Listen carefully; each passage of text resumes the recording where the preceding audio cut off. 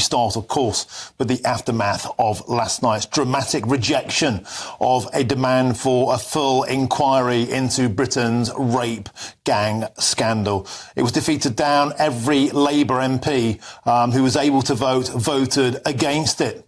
The Reform Party voted in favour of it, and an astonishing figure that came across, Charlie Peters identified 50 towns across Britain, 50, that were blighted by grooming gangs. Only 3 MPs out of those 50 towns, only 3, and that's all Conservatives in Skipton, Keighley and Ipswich, voted in favour of that full inquiry. It's an astonishing state of affairs, and let's go back now to the man who really has kick-started a global conversation on rape gangs, Britain's shame. That man is Charlie Peters. Charlie, you join us again from Rotherham. The dust is settling on the votes. The survivors cruelly were denied the inquiry they so sorely want, and you have fresh revelations from a survivor on that point. Charlie, tell us more.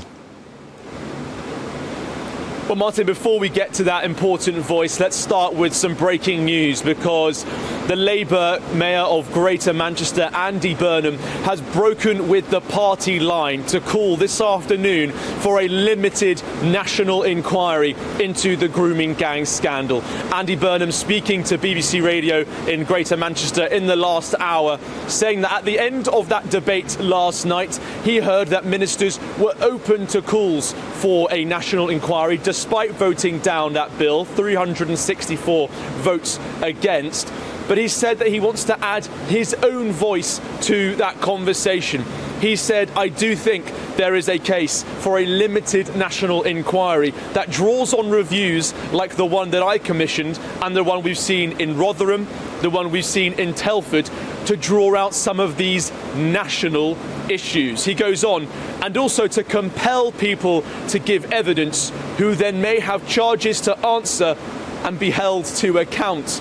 That is something I couldn't do at my level. So Andy Burnham there breaking with the Labour leader Sir Keir Starmer's perspective and the Labour government's 3-line whip perspective on this yesterday, which was against a national inquiry, calling this afternoon for a limited national inquiry. The Labour government did say in the day before the bill being the amendment being brought to the House that this was a wrecking amendment that would ruin their children's well-being bill. However, they did gradually change their tune as the day went on, with both the Safeguarding Minister, Jess Phillips, saying that she was open to an inquiry if that's what survivors want, and the Prime Minister's spokesperson echoing those calls after that vote last night.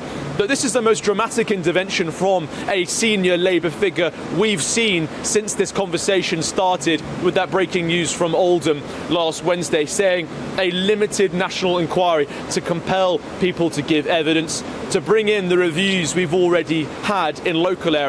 But I imagine also Andy Burnham is looking there at this as a national issue, considering some of those towns where there haven't been reviews. And Martin, I should say, this statement comes on the back of us speaking to survivors and campaigners in Greater Manchester all week, including Marlon West, that father of Scarlett, a girl who's been abused and exploited by these gangs for years. He told us that he wanted Andy Burnham and all senior Labour figures to call for that national inquiry.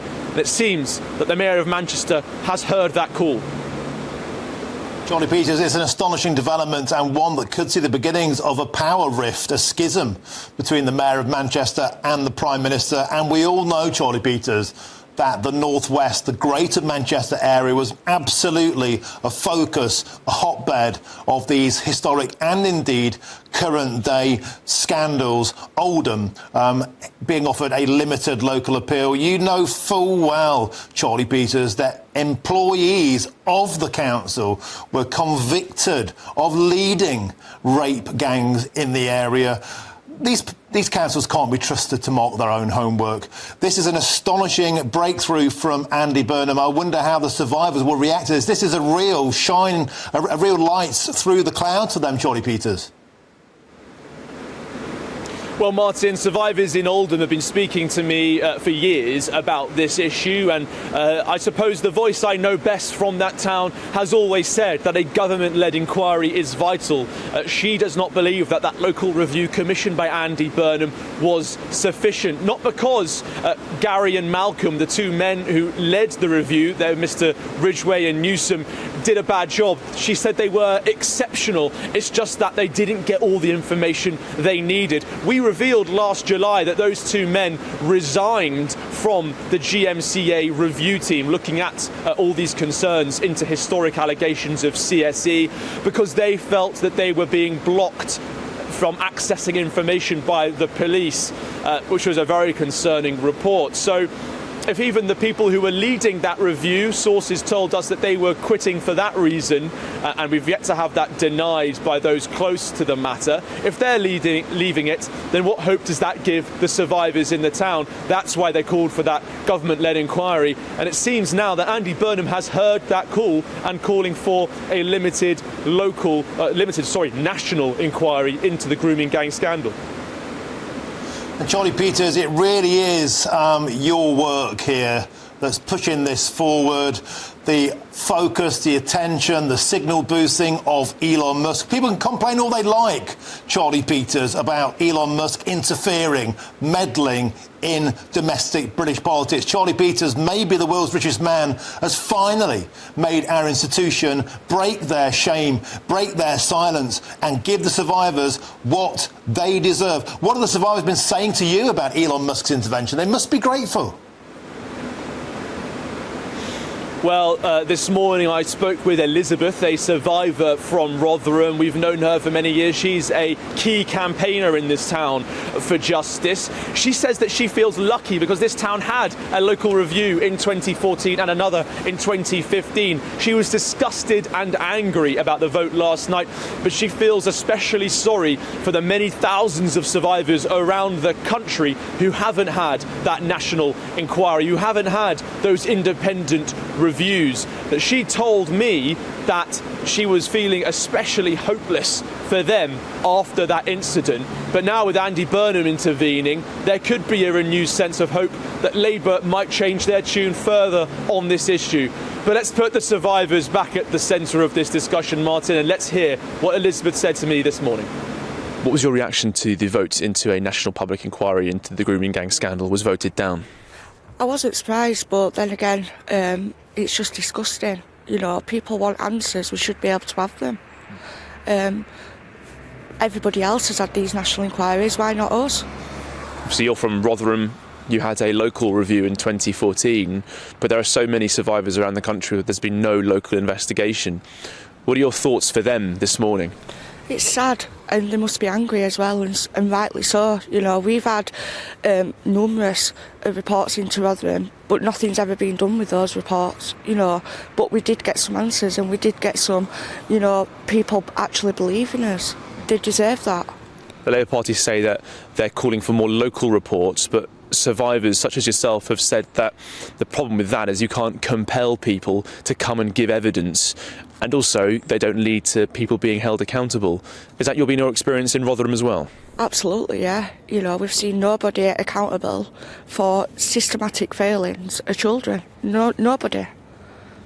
Do you think that police officers and council workers around the country who had failed children in this national scandal will be relieved by that vote last night?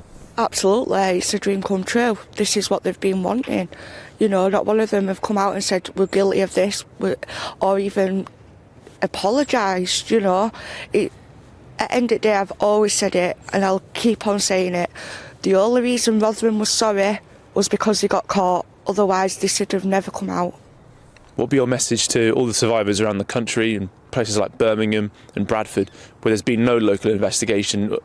Do you want to give them some cause for hope this morning? We will get there in the end. I truly believe that. We're all standing together. The country's standing by us. Even other places in the world. We've got this and we'll carry on fighting.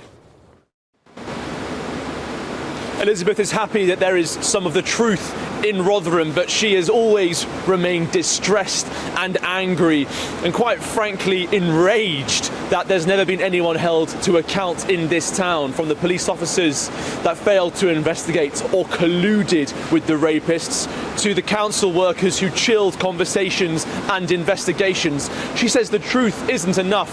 What's needed is accountability and justice. And this afternoon we have heard from the Labour Mayor of Greater Manchester echoing those calls for accountability, with a demand for a limited national inquiry, which he said should take in some of the reviews that have already been done, but also compel people to give evidence so that they may have charges to answer and that accountability can be delivered. Martin, that is a key difference between these local reviews that the Labour government is calling for and the national inquiry that so many survivors are demanding. You can't avoid a national investigation. You have to give evidence under that order. Charlie Peters, I've spoken with Elizabeth before. I know the true horror of what she's been through. It's almost too much to handle. And the fact she's spoken out to you on this and has persisted with her bravery, and Marlon and Jack, those two fathers, I don't know how they made it, what happened to their daughters, but they did. And Charlie, I've been a journalist 30 years this year. I swear to God, your reporting is some of the best I've ever seen. I sincerely think that what you've been doing on this story is award-winning. It's just amazing. You're giving people a voice. Thank you for what you do. And we seem to have got something today of a breakthrough, and that's all being forced through by you. Thank you, Charlie Peters. We'll join you again later in the show. Now, a government spokesperson issued the following statement. No child should ever suffer sexual abuse or exploitation, and it is paramount that we do more to protect vulnerable children, which is why we are working at pace across governments to drive forward real action to implement the recommendations of the independent inquiry into child sexual abuse.